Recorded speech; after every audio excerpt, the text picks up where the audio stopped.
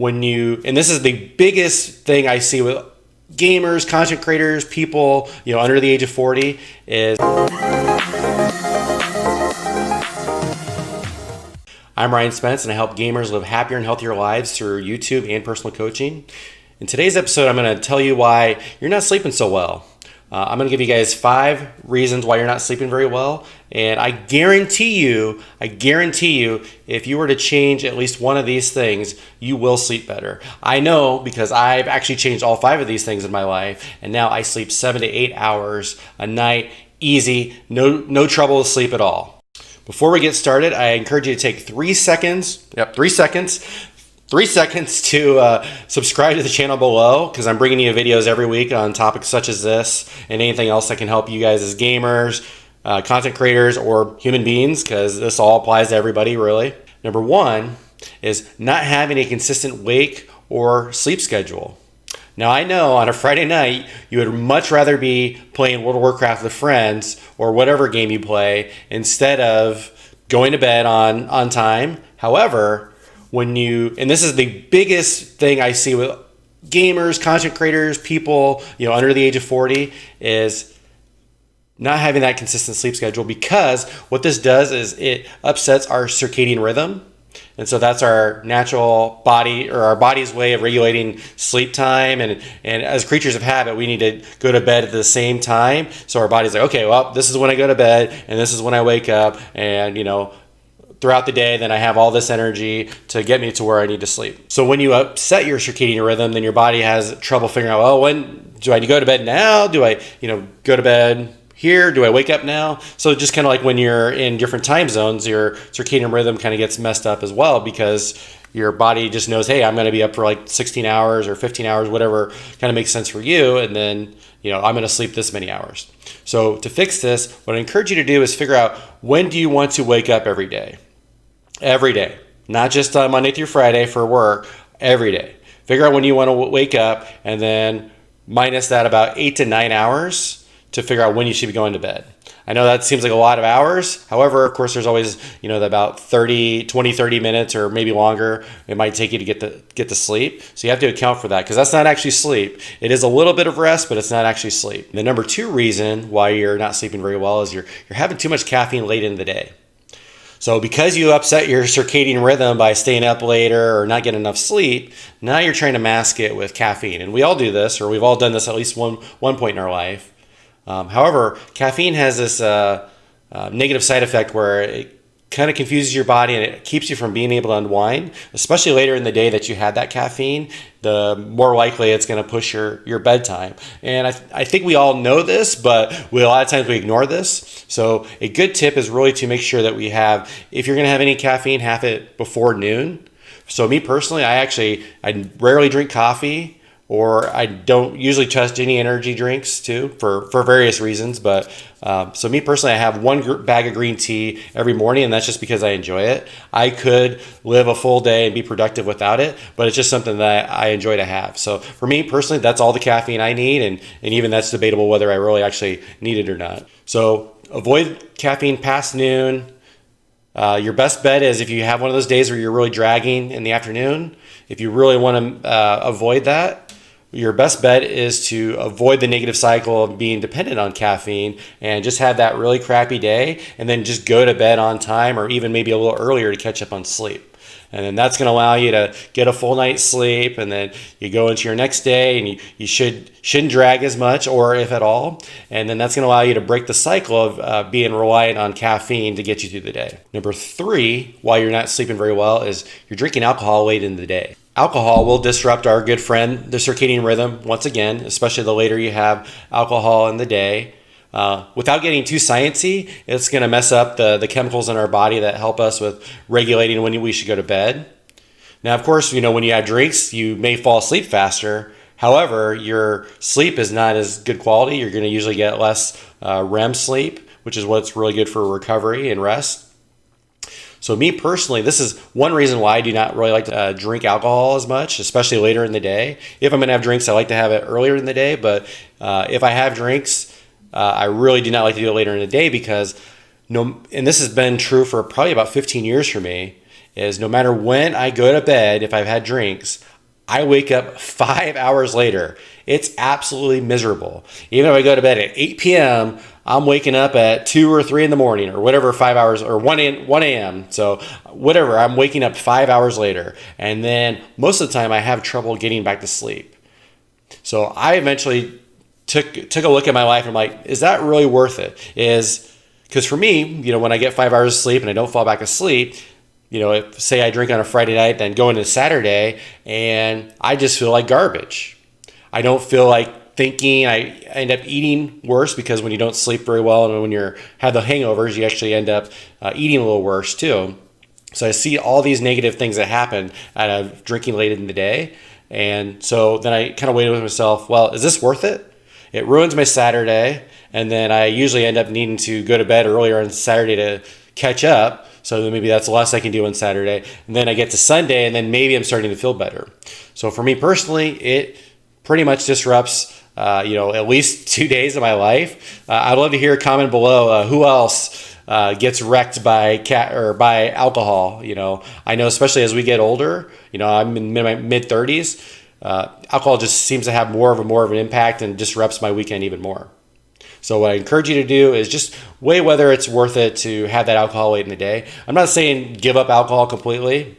I'm not saying don't do it when it's, you really want to have a drink with friends. I still have drinks with friends late in the day because I do value those social interactions. But however, is there the opportunity you can still hang out with those friends, have those interactions without the alcohol? Or can you drink that alcohol earlier in the day and balance it with water? So try some of those things if you do have a tendency to drink alcohol later in the day. Number 4, gosh, I'm really bad at numbers today. Number 4 reason why you're not sleeping very well is you need to limit that screen usage before bed. So what happens is in our bodies, when we see a lot of light, our body says, okay, we need to be awake. This is the time to be awake.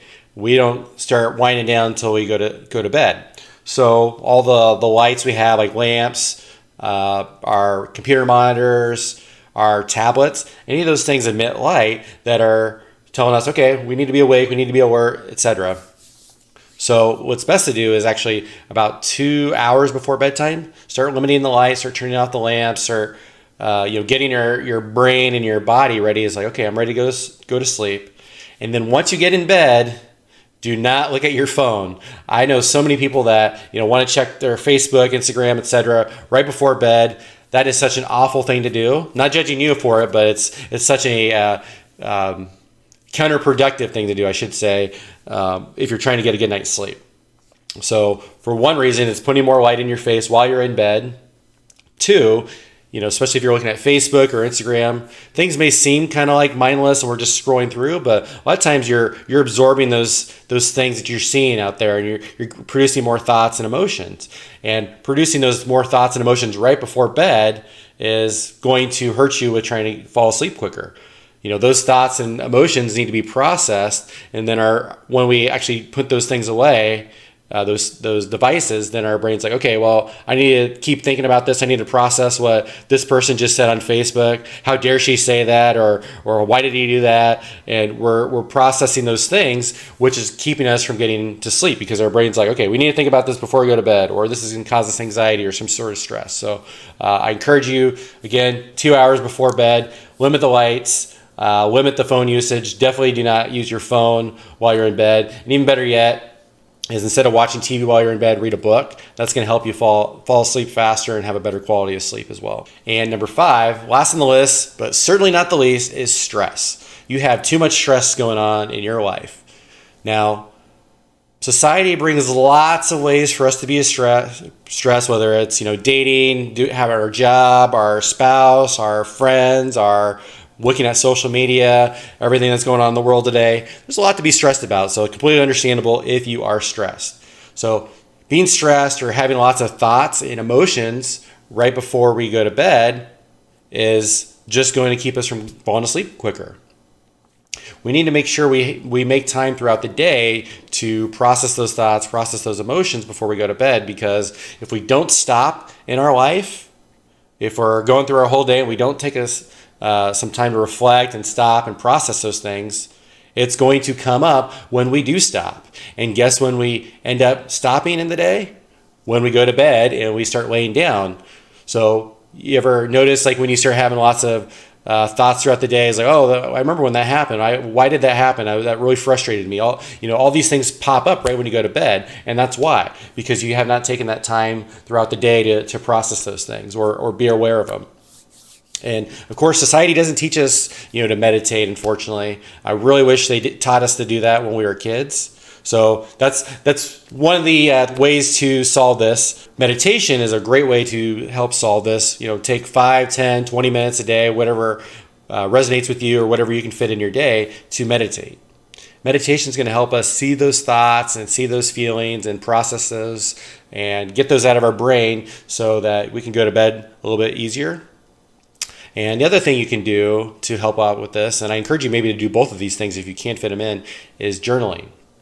Now, journaling is not just for cat ladies, everybody. So guys and gals, grab a book, grab something with a pen and an actual piece of paper. Buy a journal. I'm actually going to create a journal for streamers. So I'd love to hear below if you like that, so that I can create one for you guys.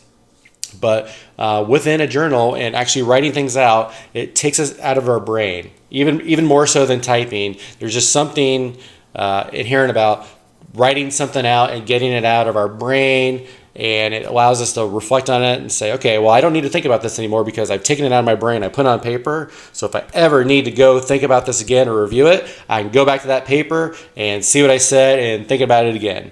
But I don't need to hold it up in this beautiful box up here. I can send it away and then I can go to sleep.